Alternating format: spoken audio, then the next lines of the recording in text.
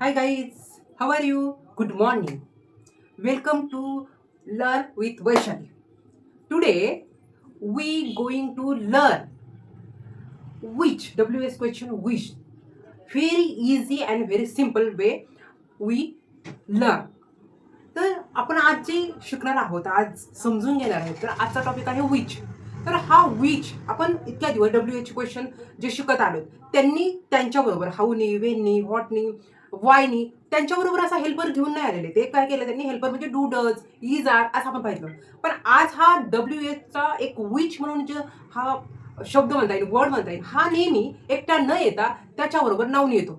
Noun घेऊनच येतो म्हणजे नाऊन म्हणजे एकतरी असा शब्द विच म्हणजे कोणता कोणती असा प्रश्न असतो की आपण म्हणतो ना तुला कोणता ड्रेस आवडतो. तर हा कोणता फक्त कोणता विच आल्याने तो प्रश्न समजून नाही फक्त ड्रेस आवडतो. पण कोणता ड्रेस आवडतो नसतं फक्त आवडतो. पण कोणतं काय कोठे हे ज्यावेळेस आपल्याला सांगायचं असतं त्याच्यामुळे विचनी काय केलं विच हा आपल्या स्वतःबरोबर एक लहान बाळ घेऊन येतो म्हणजेच नाऊन घेऊन येतो. नाऊन आल्याशिवाय हा कम्प्लीट होऊच शकत नाही. त्याच्यामुळे खूप सोप्या वेने विचला समजून घेऊ आणि खूप छान सेंटेन्स तयार करण्यासाठी आपण शिकू. Let's begin. विचचा अर्थ आहे कोणता कोणते. तर विच बरोबर नाव येतच. तो एकटा कधीच येत नाही हे लक्षात ठेव. WH नाऊन नंतर डू डज आणि सब्जेक्ट आणि क्वेश्चन मार्क. तर आता सगळ्यात अगोदर खूप सोपा सिंपल आपण घेतलेला आहे की तुला कोणता ड्रेस आवडतो. तुला कोणता ड्रेस आवडतो. आता सगळ्यात अगोदर कोणता ड्रेस येणार कोणता ड्रेस मग काय येणार which dress do you like. लक्षात येते ना. डू यू कधी येतं आवडतो म्हणजे ड्रेस आवडतो पुस्तक आवडते कलर आवडतो आईस्क्रीम आवडते. डू डज आवडत आहे शब्द आल्यावर इज आर येतं हे पण आपण पुढे शिकत जातोय. तर आता दुसरा घेऊ आपण तिला कोणते पुस्तक आवडते. शी आलं म्हणजे डज झालं. तर कोणते पुस्तक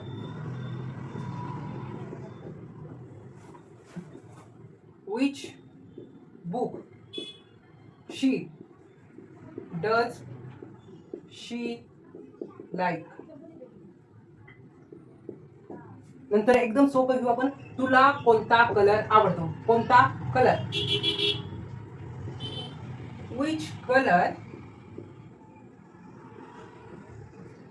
कलर तुला do you like.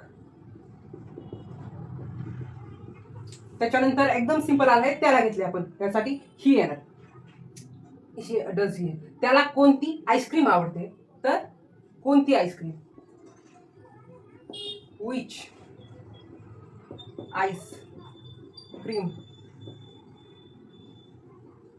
Ice cream does he like. आपल्याला एकच ट्रिक लक्षात ठेवायची विच हा एकटा येत नाही त्याच्याबरोबर नाऊन घेऊन येतोच तरच ते वाक्य पूर्ण होतं. ठीक आहे आपण काय करू त्याच्याबरोबर जे नाऊन आहे ना हे घ्यायचंच नाहीये. तुला कोणता आवडतो पण काय सांगायचं कोणता काय पुस्तक मूवी ड्रेस कलर काय सांगायचं म्हणून आवर्जून कोणत्याच्या समोर नाऊन येणार हे लक्षात ठेवू. विच बरोबर नाऊन येतं त्याच्यानंतरच क्वेश्चन तयार होऊ शकते. तर हे झाले डूडज. आता आपण इज आणि आर शिकून घेऊ खूप सोपं आहे. चला तर आपण कसं समजून घ्यायचं याचा. तुला कोणता ड्रेस आवडत आहे. तर आर कोणते म्हटलो आपण कोणते ड्रेस आवडत आहेत.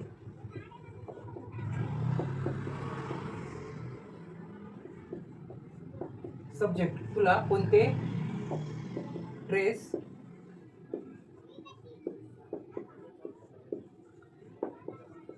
आहेत. काय ना विच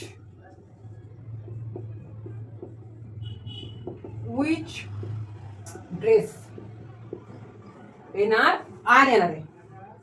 आर यू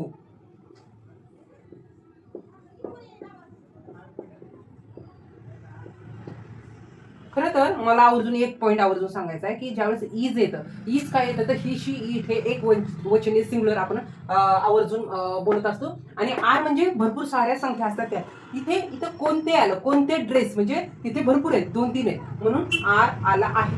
आता आपण हीच विषयी जर क्वेश्चन करायचा असेल तर आपण म्हणा तिला कोणता ड्रेस आवडत आहे. तिला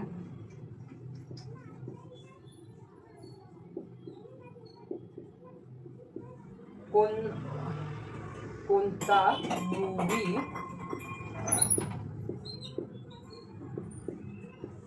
आवडत आहे. तिला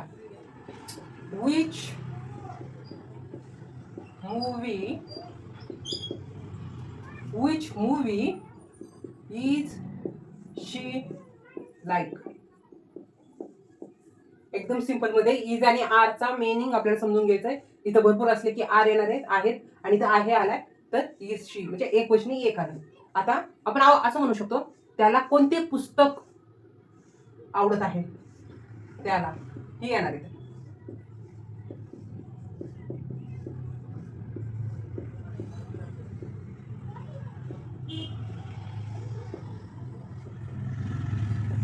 तर which book is he like. which book is he like. तर अशा प्रकारे आपण वेगवेगळे सेंटेन्स तयार करू शकतो. आपल्याला क्वेश्चन समजतात, समोरचा कोणी शिकवायला लागलेला आपल्याला कळतं, पण आपल्याकडून ते क्वेश्चन का होत नाही. कारण आपल्याला असं वाटतं की बोलताना जर आपण इज बोललो आर बोललो तर गोंधळ होईल. असा जो गोंधळ हा आपल्याला भीती वाटण्याचा प्रश्न आहे, त्याच्यावरती मात करायची. आता मी इथून पुढे जर बोलताना तर विचार करणार की आवडते शब्द आला, त्याला कोणता ड्रेस आवडतो, त्याला कोणते पुस्तक आवडते असं आलं की मी विचार करणार इथं डू डजच येणार आहे. तिला कोणते पुस्तक आवडत आहे म्हटलं इजच येणार. त्याला कोणते पुस्तक आवडत आहेत म्हणजे भरपूर झाले म्हणजेच आरच येणार. म्हणजे थोडंसं लिंक लक्षात ठेवून आणि क्वेश्चन तयार करायला चालू करू. आता डेमो म्हणून आपण पाहू शकतो तिला कोणता मूवी किंवा तिला कोणती सिरियल आवडते. तिला कोणती सिरियल आवडते शब्द म्हटले आवडते तर आवाज इथं डज येणार. तर which serial does she like. नंतरच आपण असं म्हणू शकतो की त्याला कोणते मोबाईल फीचर आवडतात नाही ते येणार, आवडतेच येणार. कोणते फीचर, त्याला कोणते फीचर आवडते तर इथं डू येणार की which feature do you like. आता त्याला कोणते बुक आवडत आहे तर त्याला आलं म्हणजेच ही आलं तर आवर्जून आपल्याला इज आणि ही वापरायचं. तर विच बुक मी आता काय म्हटलं होतं त्याला कोणते बुक आवडते, बरोबर आहे. त्याला कोणते बुक आवडत आहे तर which book is he like. आणि आर यायचं असेल तर त्याला कोणती